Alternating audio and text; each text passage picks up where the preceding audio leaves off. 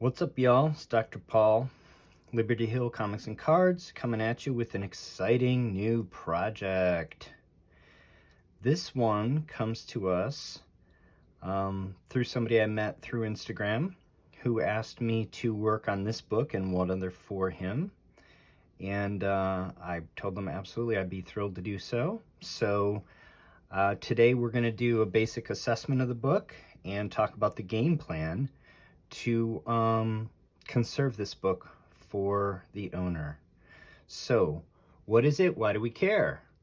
Startling Comics number 48 from 1947. This is from Better Publications, which is one of the Neater companies. Neater was Ned Pines. He published comic books under a number of different monikers. And today we sort of call all of them Neater, but this is technically published by Better Publications.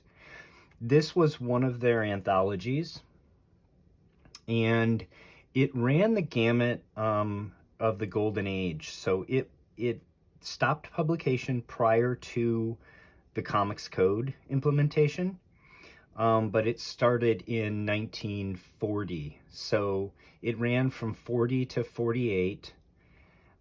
It had 3 phases.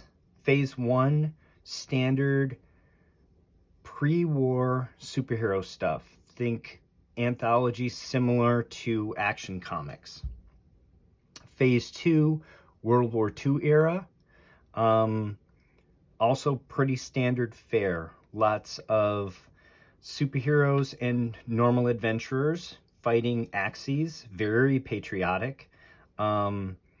Somewhat questionable by today's standards depiction of Axis peoples as, sort of subhuman, frankly. And then the late period, post-World War II, transitioned into this sci-fi kind of look. Startling Comics, as many of the Neater publications, had a lot of Alex Schomburg covers.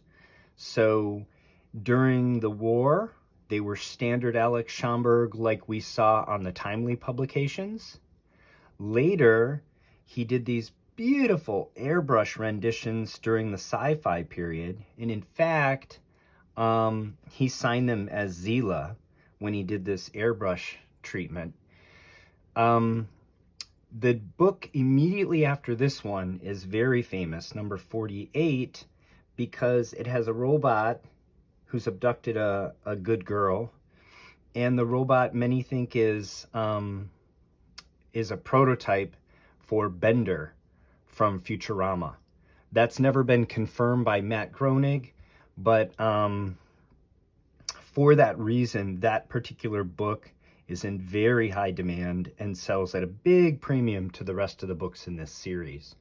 So this is a really important book. It's an important series by an important publisher in America in the Golden Age, again, that spans sort of all 3 of the series of the periods. This last period, many believe shouldn't be called the Golden Age, but actually should be called Atomic Age, that we should split the Golden Age, the very last part of it, into the Atomic Age, because, and I think there's a good argument for that. For the most part, the publishers were done publishing superheroes. Timely was done. Most of the other publishers were done. At DC, you only published the big 3, just Batman, Superman, and Wonder Woman during that period.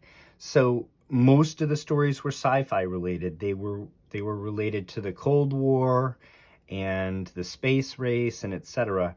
And Atomic Age probably is a better term for these books. So this is an early Atomic Age book from a significant publisher, with really a stunning Schomburg cover, again, signed as Zila. So it's an important book. It's definitely worth saving, and one that we're thrilled to work on. I'll get into an assessment of it in just a moment, but before the sort of physical assessment, the art in these Neater books is pretty strong. I think especially relative to what was happening at DC and Timely, And this particular anthology, Startling, has really well-drawn, well-illustrated stories, again, that hold up well, you know, even 80 years later. So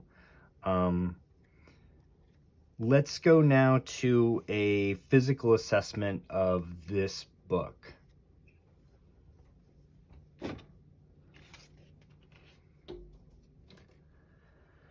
So as you can see, this book has been wet in its past, and it suffered some mold damage. Now, I have assessed it for active mold colonies.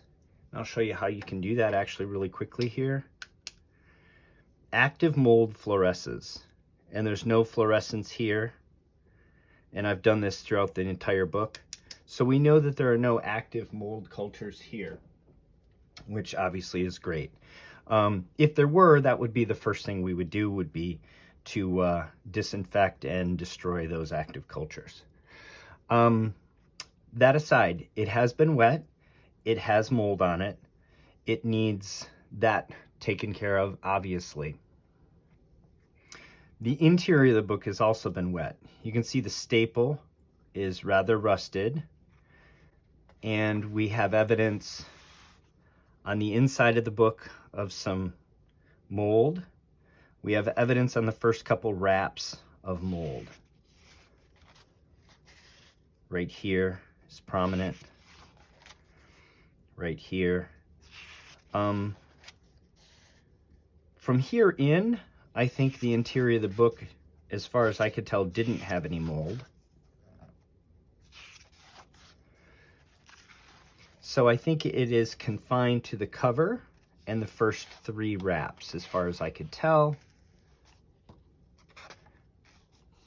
Here's the, oh, that's not quite the centerfold. Here's the centerfold.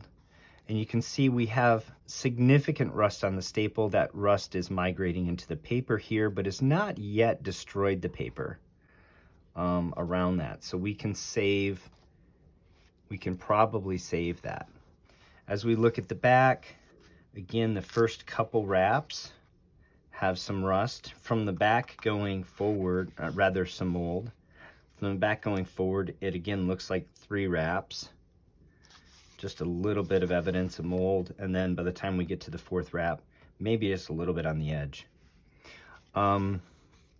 The other thing there's 2 other things I think worth noting here. One is, if we look at this top edge, both on the back cover,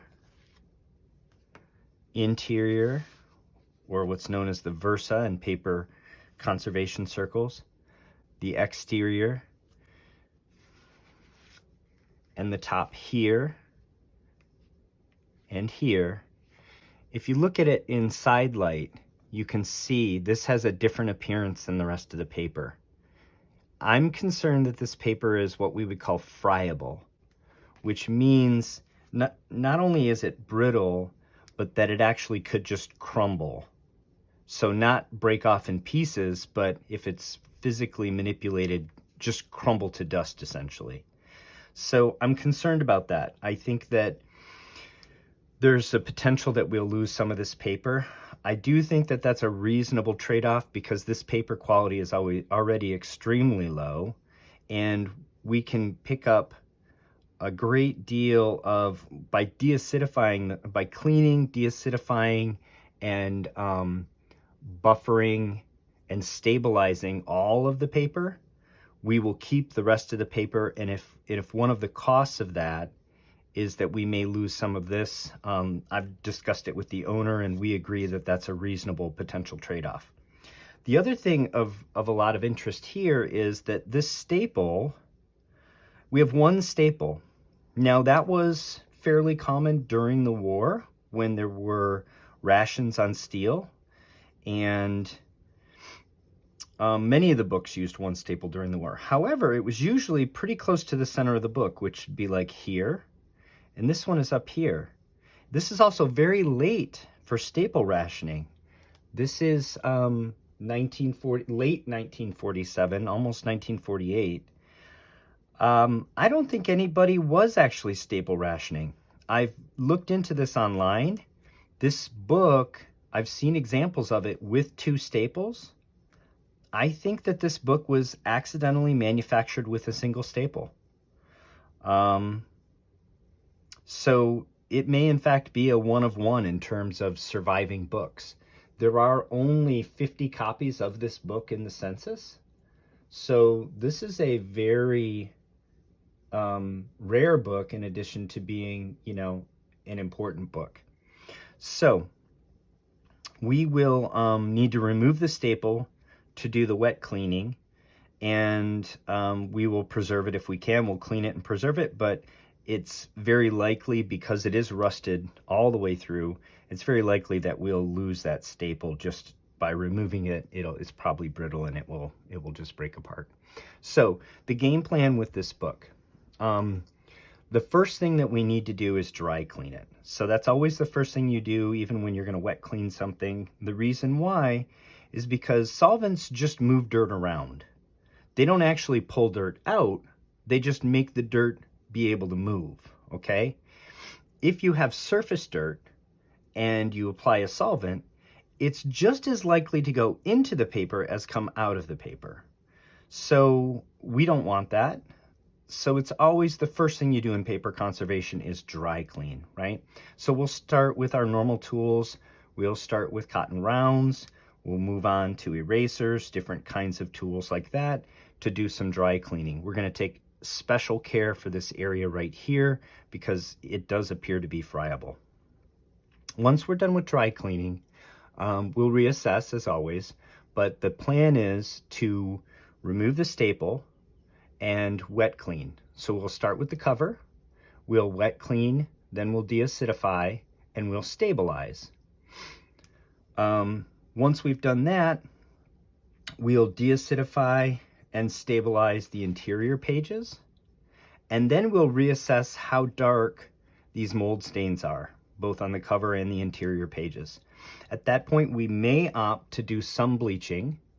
If we do a bleaching step, we will again deacidify and stabilize. Well, we'll wash and stabilize afterwards. Once we've done all those tasks, we will reassemble the book. Again, we'll clean this staple and reuse it if we can. If not, we'll replace, and we'll do a final press on the book. I expect that we will improve paper quality fairly dramatically with this book.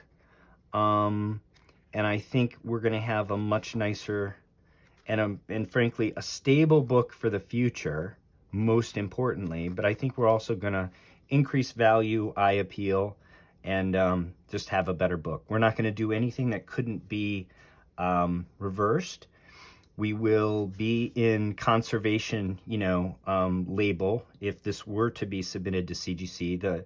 The owner has told me that's not his intention at the time, but we'll preserve the ability to just have conserved label. We're not going to do anything that would trigger a restored label. Additionally, if we do lose some material here, as you know, we've already lost some material here. This book could be a good candidate for replacing that material up there by leaf casting, which again would leave it squarely in the realm of conservation. One other thing I didn't mention, but I would like to point out, is we have a really nice penciled code. I don't know if this is actually a receiving, a date code.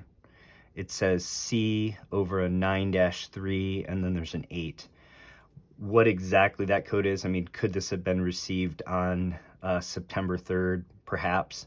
My preference is to leave these kinds of notations. It is pencil, so it could be removed.